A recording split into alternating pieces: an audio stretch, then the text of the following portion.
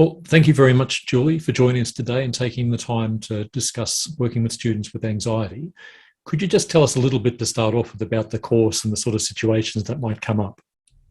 Yeah, absolutely. So I'm involved in the medical sonography course, which is run, of course, over 5 campuses, that has its own little inherent problems by having students across a broad range of campuses.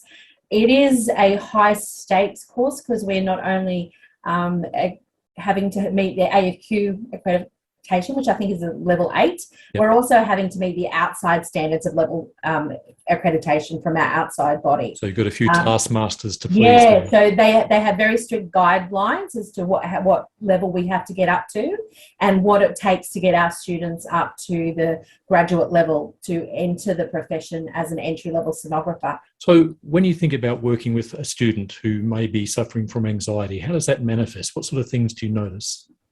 It manifests a few different ways. We see it in our scanning skills labs. So that's where we're teaching the hands-on sonography skills, which, as I said, as we're doing multiple things at once. The students are used to being academically good, and it doesn't equate to being able to didactically scan. So they get anxious about that.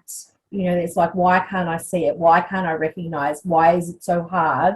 We see students get really sort of manic in what they do, whereas we may have seen them quite relaxed in going through the motions and learning in our normal labs, which we spend 2 or 3 days a week with them in labs teaching them. But when it comes to the assessments, it's just, I've got to get this done. I'm doing it in a short time frame, and they just are not thinking about what they're doing, and they start getting really anxious. And some of the students as well don't do well under pressure, and we're videoing them at the same time because we have to, you know, listen to their communication skills and their professionalism. So it's not just academic, it's being professional and being able to communicate. So it's quite a stressful environment for them. So you mentioned how there's this change of presentation from somebody who's normally calm to somebody who becomes perhaps a bit agitated and that sort of thing.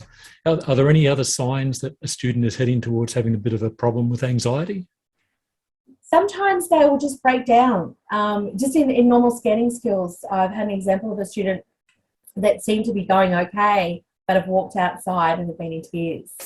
Or that they'll just express their frustration in the actual lab, and it's like, I can't do this, I'll never get this, you know, why can't I do this? So it's just how they present themselves. You just know. It sounds terrible when I say you just know, but their demeanour changes when they're not doing so well.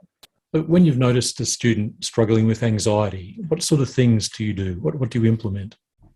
So I'll usually try and pull them aside. So you don't want to bring anything up in front of other people because that will just make the situation worse. If I've noticed that they've been struggling a little bit and they're not their normal self, I'll quite often just try and have a quick chat to them and just check in. It's like, are you okay? Is there anything that we can do? Is there something going on? Are you not well? Because you don't seem to be your normal self.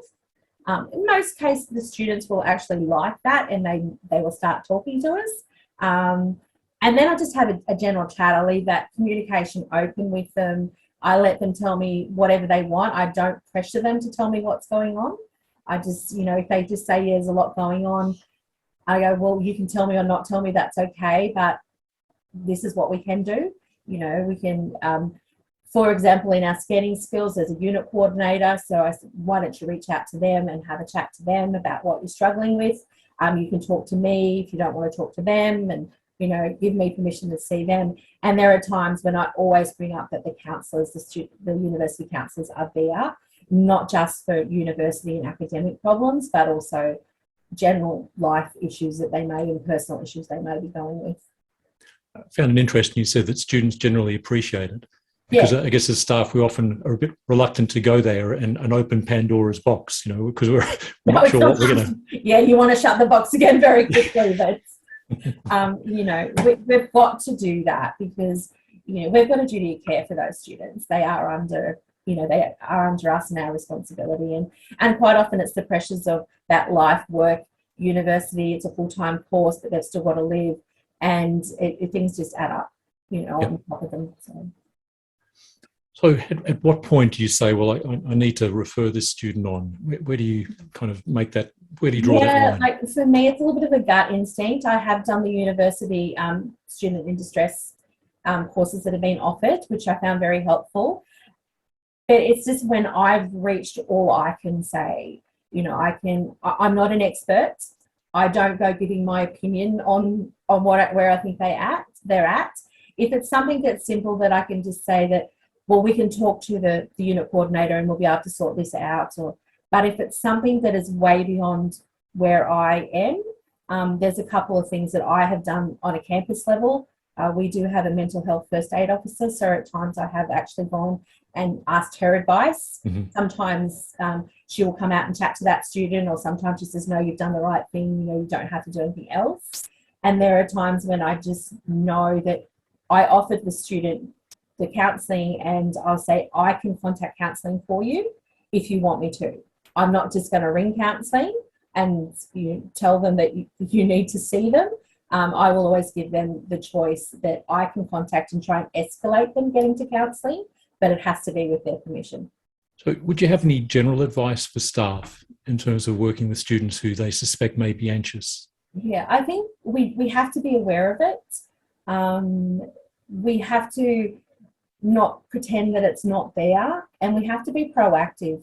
As I said, we've got a duty of care to these students. They are under our care. And if we notice something, it's just a matter of opening that communication. Communication is key in anything. Yep. And just by starting that small conversation, you may be helping that student move forward.